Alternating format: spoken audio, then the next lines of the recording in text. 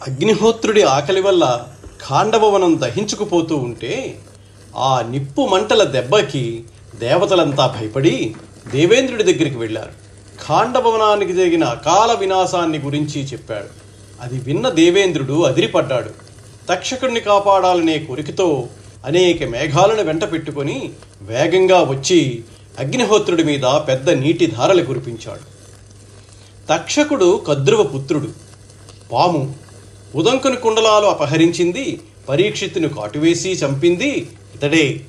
జనమేజయుని సర్పయాగంలో అగ్నిలో పడకుండా తక్షకుడు దేవేంద్రుడిని శరణివేడి అతని సింహాసనాన్ని కౌగలించుకున్నాడు. ఆఖరికి ఆస్తికుడి అనుగ్రహం వల్ల అగ్నిలో పడకుండా బ్రతికాడు. ఆ నీటిధారలన్నీ అగ్నిపై పడి వేడికి ఆవిరైపోయాయా గాని నిప్పును మాత్రం ఆర్పలేకపోయాయి. ఈ విపరీతం చూస్తున్న దేవేంద్రుడు అంతకన్నా భయంకరమైన మేఘ సమూహాల్ని చేర్చి ఒక్కటిగా కురిపించాడు. అప్పుడు అర్జునుడు తన బాణాలతో ఖాండభవనాన్నంతా కప్పేశాడు. దాంతో ఒక్క చుక్క నీరైనా సరే నేల మీద పడలేదు. ఆ విధంగా వనంలో ప్రాణులన్నీ అర్జునుడు నిర్మించిన ఇంటిని దాటి బయటికి రాలేకపోతున్నాయి.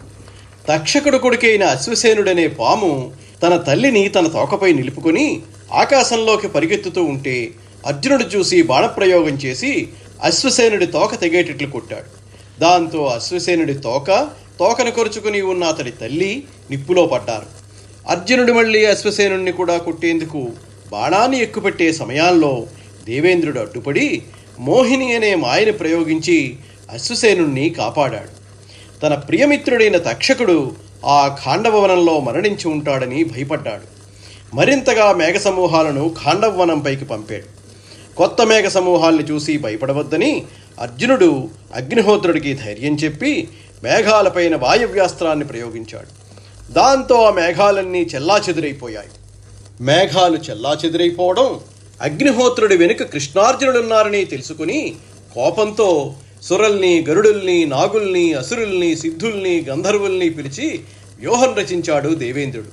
అంతా కలిసి కృష్ణార్జునులతో భయంకరంగా యుద్ధం చేశారు. అర్జునుడి బాణాల తాకిడికి దేవతలు నిలబడలేకపోయారు. శ్రీకృష్ణుడు కూడా తన చక్రాయుధాన్ని ప్రయోగించి వాళ్ళందరి గర్వాన్ని అణిచాడు. దేవగణాలన్నీ భయపడడం చూసి ఇంద్రుడు ఆశ్చర్యపోయాడు. వెంటనే కృష్ణార్జునుడిపై రాళ్లవర్షం కురిపించాడు.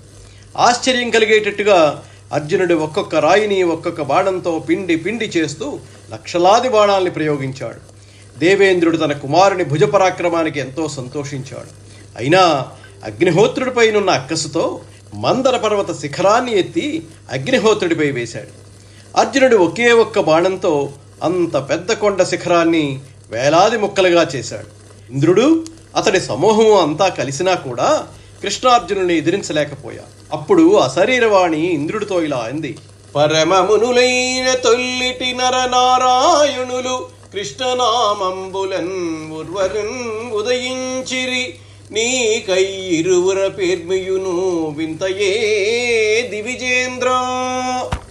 ఓ దేవేంద్ర, పరమమునులైన నరనారాయణులు కృష్ణులనే పేర భూమి మీద పుట్టారు.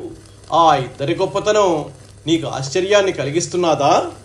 శ్రీకృష్ణుడికే కాక అర్జునుడికి కూడా కృష్ణుడు అనే పేరుంది.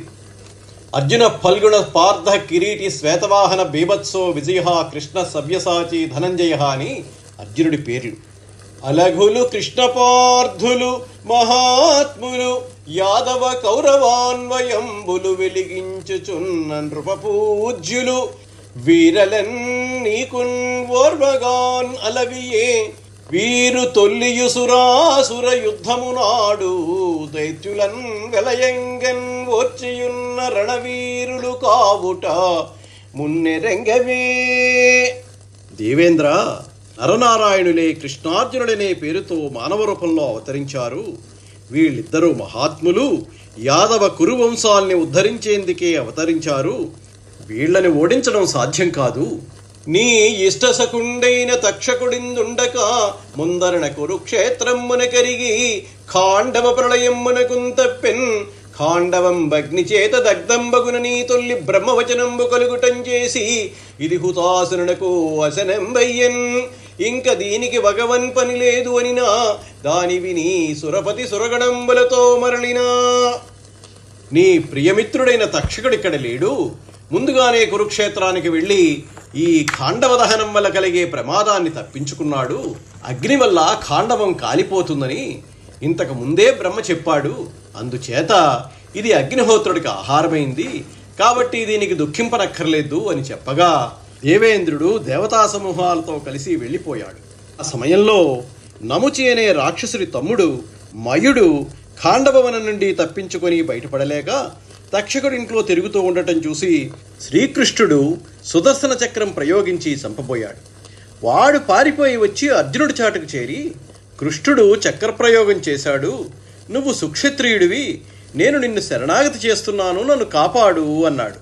శరణాగతి చేసిన వాడిని చంపకూడదు, అది క్షత్రియుడి ధర్మం, కాబట్టి నేను చంపను అని వెంటనే శరణాగతి చేసిన మయుడనే రాక్షసుణ్ణి అర్జునుడు కాపాడాడు.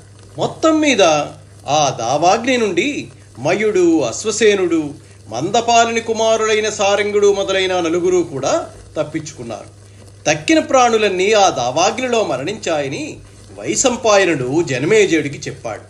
అప్పుడు జనమేజయుడు వైశంపాయనుని అడిగాడు, ఓ మహర్షి, మయుడు, అశ్వసేనుడు ఆ దావాగ్ని నుండి తప్పించుకున్న విధానం పూర్తిగా తెలుసుకున్నాను. మందపాలుడి కుమారులైన నలుగురు సారంగికులు ఏ విధంగా తప్పించుకున్నారో తెలుసుకోవాలనుంది, దయచేసి చెప్పండి అన్నాడు. అప్పుడు వైశంపాయన మహర్షి ఈ విధంగా చెప్తున్నాడు.